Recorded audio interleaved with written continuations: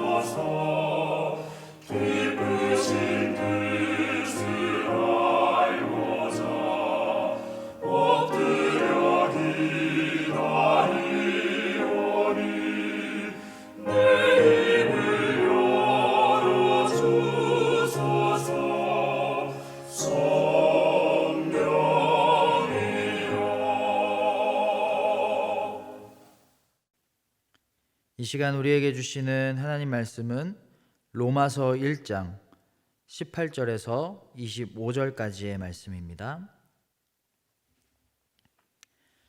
하나님의 진노가 불의로 진리를 막는 사람들의 모든 경건하지 않음과 불의에 대하여 하늘로부터 나타나나니 이는 하나님을 알만한 것이 그들 속에 보임이라.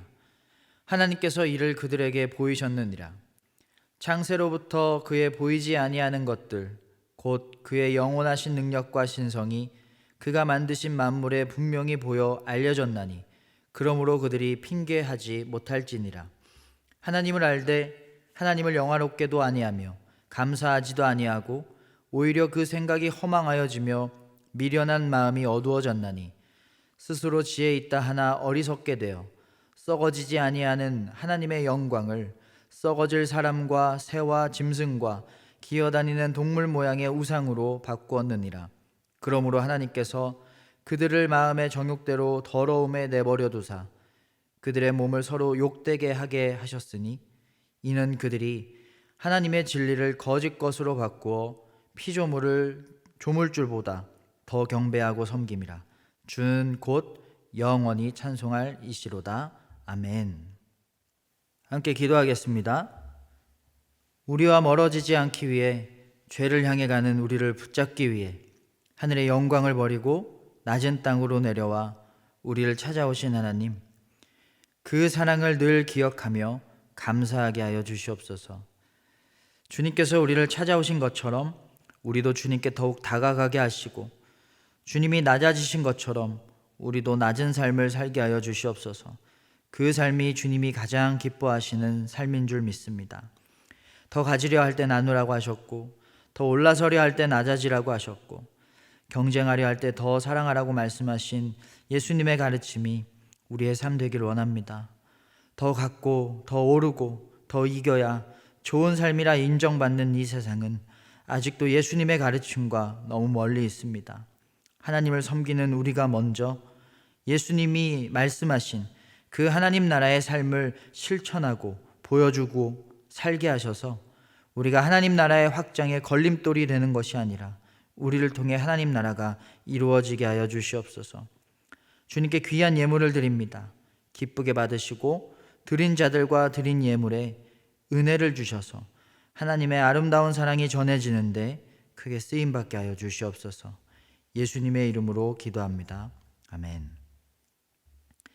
오늘은 연애 자유는 실이 주는 것이다 라는 제목으로 말씀 전하겠습니다. 여러분 혹시 베트남 갔다 오신 적 있나요? 제가 몇 년 전에 다낭을 갔다 왔는데요, 정말 깜짝 놀란 게 있습니다. 우리나라 운전 문화랑 너무 다른 거예요. 역주행은 기본이고요, 택시를 탔는데, 그리고 사거리 같은 데에서는 신호 차선 이런 게 없어요. 그냥 먼저 들이밀면 가는 거예요. 너무 놀란 거야. 이게 어떻게 이렇게 다니지? 이런 차이가 우리나라랑 있는 이유가 뭘까요? 우리나라는 이렇게 다니면 나라에서 법으로 가만 안 두죠. 근데 베트남은 나라에서 그렇게 다녀도 그냥 내버려 두는 거예요. 역주행을 하든 뭐 차선을 지키든 말든 신호를 지키든 말든 그냥 내버려 두는 거예요. 제가 예전에 강아지를 키워봤는데 어느 날 집에 돌아왔더니 집이 그냥 난리가 아닌 거예요.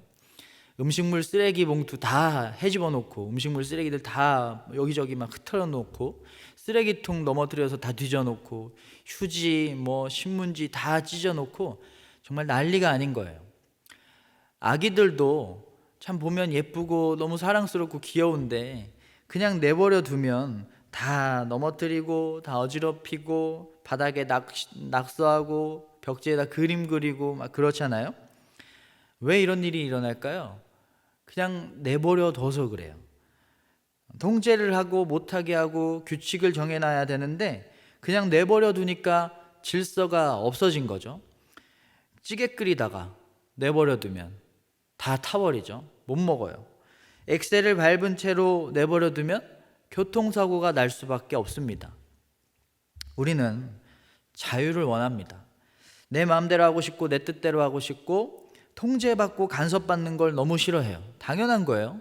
어딘가에 매이는 건 안 좋은 겁니다. 좋을 게 하나도 없어요. 죄에 매이거나 상처에 얽매이거나 두려움에 속박되거나 그러면 아무것도 좋을 게 없습니다. 그런데 하나님의 통제와 하나님의 말씀에는 반드시 매여 있어야만 합니다. 하나님의 말씀이라는 법을 따르지 않으면 그 법이 우리를 그냥 내버려 두면 우리의 삶은 정말 대혼돈이에요. 정말 난리가 납니다. 질서를 잃어버리게 돼요. 자유를 너무 자유롭게 써버리면 법을 어길 수밖에 없고요, 감옥이라는 모든 자유를 뺏긴 상태가 됩니다. 그런데 법이라는 통제 안에 있으면 우리는 자유를 계속해서 누릴 수가 있어요. 그래서 예수님이 진리가 너희를 자유롭게 하리라 라고 말씀하신 거예요. 진리 안에 있을 때, 진리로 통제될 때 진리에 따르는 것이 더 큰 자유다라는 것입니다. 그래서 하나님이 우리의 삶을 내버려 두지 않으시고 하나하나 다 상관하셔야 돼요. 다 간섭하셔야 돼요. 그 손길을 우리는 의지해야만 합니다. 하나님의 내버려 두심은요, 자유가 아니라 벌입니다. 오늘 말씀 24절, 그러므로 하나님께서 그들의 마음의 정욕대로 더러움에 내버려 두사 그들의 몸을 서로 욕되게 하게 하셨으니, 하나님이 내버려 두시니까 사람들이 정욕대로 살았습니다. 아기를 혼자 두면요, 혼자 뭘 제대로 챙겨 먹지도 못하고 어떤 게 깨끗한 건지 어떤 게 더러운 건지도 모르고 살아요. 그러면 몸이 약해지고 병들게 되겠죠. 사람도 내버려 두면 뭐가 옳은 건지 뭐가 안 좋은 건지, 뭔가 옳지 않은 건지, 뭐가 더러운 건지 뭐가 깨끗한 건지를 구분을 못합니다. 그래서 파괴의 길, 죄의 길, 악인의 길, 정욕의 길, 사망의 길을 걸을 수밖에 없는 거예요. 더러움의 길을 걸을 수밖에 없는 거예요. 그래서 하나님의 말씀대로 사는 게 복입니다. 하나님의 통제를 받으면서 하나님의 간섭하심을 받으면서 사는 게 복이에요. 복 있는 사람은 주야로 말씀을 묵상하는 자라고 하셨잖아요. 주야로 말씀에 갇혀 있는 게 복 있는 사람입니다. 통제되어야 돼요. 말씀에 통제되고 말씀대로 순종하면서 살아야 돼요. 그게 얼마나 큰 축복인지 모릅니다. 말씀을 떠나서는요, 아무리 화려한 삶을 살아도, 아무리 돈을 많이 벌어도, 아무리 높은 자리에 올라가도 의미가 없는 겁니다. 하나님의 말씀에 벗어나 있다면 질서를 잃고 정말 말 그대로 난리가 난 삶이에요. 왜냐하면 우리는요, 인간은 인간의 스스로 힘으로 그 삶을 질서 있게 통제할 수 있는 능력이 없거든요. 정말 아무것도 할 줄 모르고 아무것도 모르는 아기와 같은 것이 우리 존재입니다. 우리는 정말 지혜 없는 존재입니다. 그러면 왜 내버려 두심에 우리가 처하게 될까요? 오늘 말씀 25절을 보면요, 이는 그들이 하나님의 진리를 거짓 것으로 바꾸어 피조물을 조물주보다 더 경배하고 섬김이라. 우상을 섬겼기 때문입니다. 하나님 대신에 하나님이 지으신 피조물을 신이라고 여기면서 섬겼던 거예요. 다른 신을 쫓느라 하나님을 버렸더니 하나님이 우리를 내버려 두신 거예요. 그래서 하나님의 내버려 두심은요, 우리가 자초한 일입니다. 인간이 자초한 일입니다. 우리가 먼저 하나님을 떠난 거예요. 양이 선한 목자를 떠난 거예요. 그러니까 방황하게 되고 길을 잃은 거죠. 우리는 최선을 다해서 하나님 말씀을 따르고 하나님을 따라가야만 합니다. 하나님 아닌 다른 것을 사랑하면 그것 자체가 방황인 겁니다. 사람을 두 가지로 나누면요, 하나님을 믿는 사람과 하나님이 만든 피조물을 믿는 사람으로 나눌 수가 있어요. 하나님을 믿는 사람과 하나님이 우리에게 주신 것들을 믿고 의지하는 사람, 하나님을 믿는 사람과 하나님이 주신 선물을 믿고 그것을 따르는 사람, 이렇게 두 가지로 나눌 수가 있는 거예요. 그러다 보면 돈이 우상이 되고요, 우리의 목적이 우상이 되고요, 우리의 능력이 우상이 되고요, 우리의 자녀가 우상이 됩니다. 하나님이 주신 선물인데 그것을 하나님보다 더 사랑하니까 그게 우상이 되는 거예요. 그러다 보면 방황하게 됩니다. 길을 잃게 돼요. 왜냐하면 내버려 두심에 처하게 되니까요. 이스라엘이 멸망하고 포로로 끌려갔을 때 많은 사람들이 하나님께 이런 질문하지 않았을까요? 하나님, 왜 우리를 내버려 두셨나요? 왜 그러셨을까요? 우상 숭배했기 때문에 그래요. 우상 숭배하니까 내버려 두심에 처하게 된 거예요.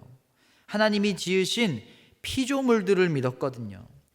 그런데 포로로 끌려갔던 다니엘은 이런 거 궁금해할 겨를도 없었던 것 같아요. 왜냐면요, 매일 3번씩 예루살렘을 향해서 하나님께 기도했어요. 다니엘은 하나님이 그들을 내버려 두셨다라는 것을 그런 것을 느낄 수밖에 없는 그 상황에서조차 하나님은 우리를 붙들고 계심을 믿으면서 하나님께 매달렸습니다. 하나님, 우리를 내버려 두지 마시옵소서. 어떤 어려움과 방해 속에서도, 사자굴이라는 위기 속에서도 하나님께 매달렸습니다. 하나님, 나를 통제하시고 하나님, 나를 인도하소서. 하나님과 늘 연결될 수 있도록 늘 성전을 바라보면서 예루살렘을 향하여서 하나님께 기도했어요. 하나님께 매달렸어요.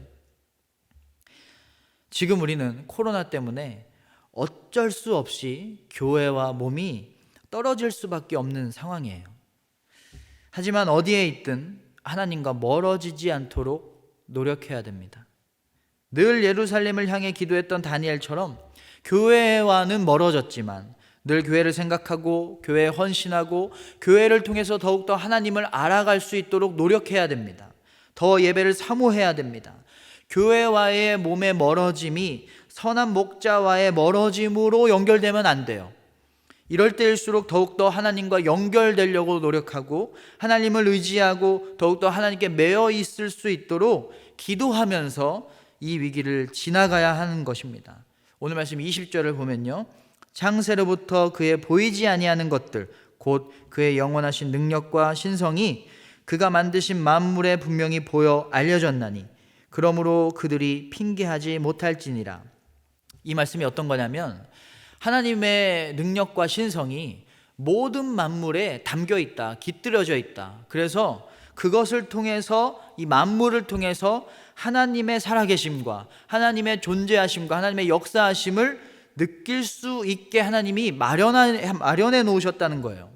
이 말씀은요, 이방인을 향한 말씀인데 율법을 알지도 못하고 이스라엘의 백성이 아니라고 해서 죄에 빠져 살거나 정욕에 빠져 살아가는 것이 정상 참작될 수 없다는 이야기예요.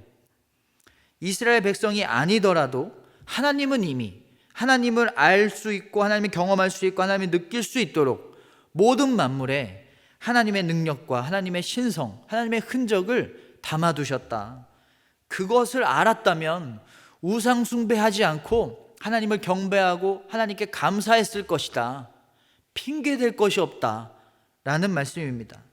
하나님은요, 우리가 살아가는 모든 일상과 우리가 만나게 되는 모든 피조물에서 하나님의 은혜를 발견할 수 있도록 해두셨어요. 모든 곳, 모든 순간에 하나님의 은혜가 있고 하나님의 그 은혜가 발견될 수 있을 정도로 충분하게 그것들을 담아두셨습니다.